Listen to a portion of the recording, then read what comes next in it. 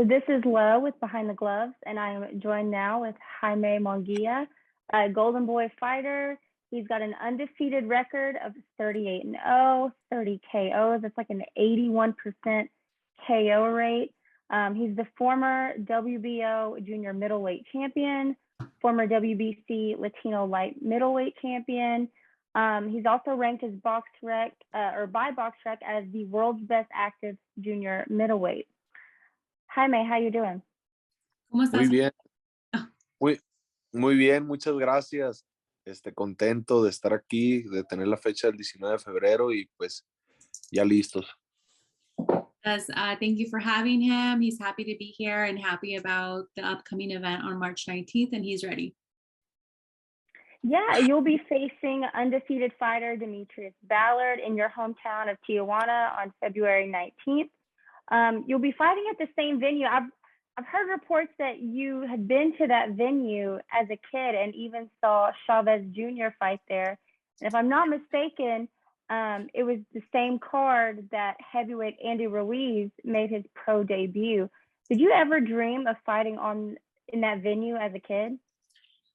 Dice que ha escuchado reportes que tú has asistido al lugar para mirar peleas contra JC Jr. y luego que supuestamente Andy Ruiz hizo su pro debut en ese stadium. ¿Cómo te sientes de pelear ahí?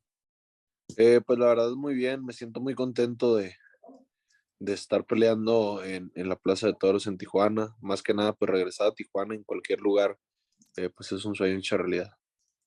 Says he's really happy to be fighting at Plaza de Toros in Tijuana. He says it's definitely a dream come true for him.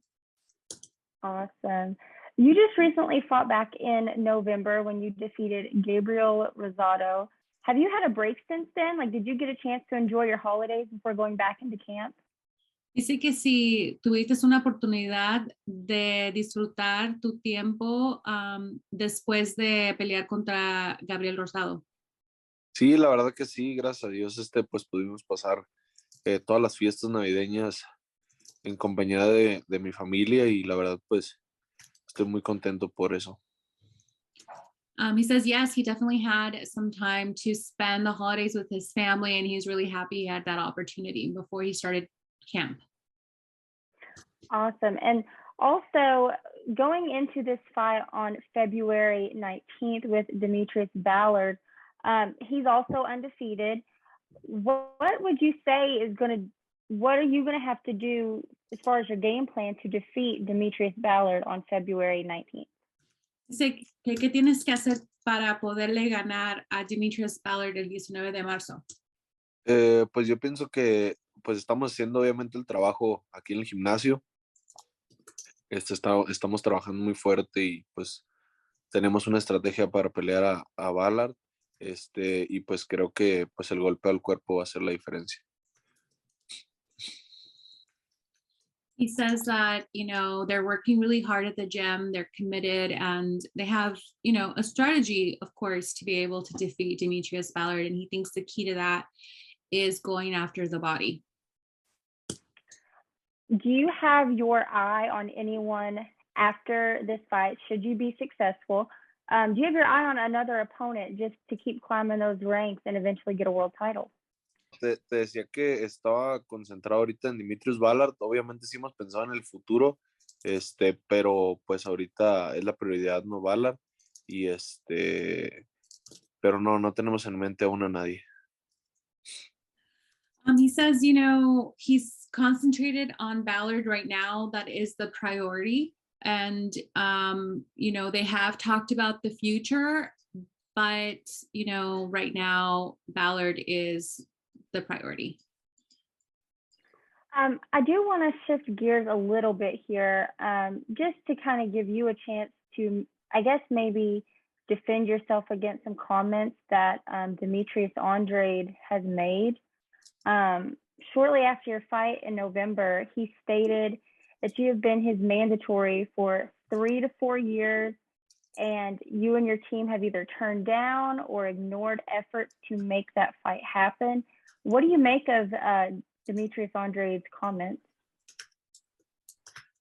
Dice que Demetrius Andrade ha tenido unos comentarios sobre ti, que en noviembre cuando se anunció, cuando ibas a pelear a Rosado, él había dicho que tú has sido su mandatorio por 3 o 4 años y que las ofertas que te han dado nunca las has aceptado o que las han ignorado. ¿Qué tienes que decirle a Demetrius Andrade?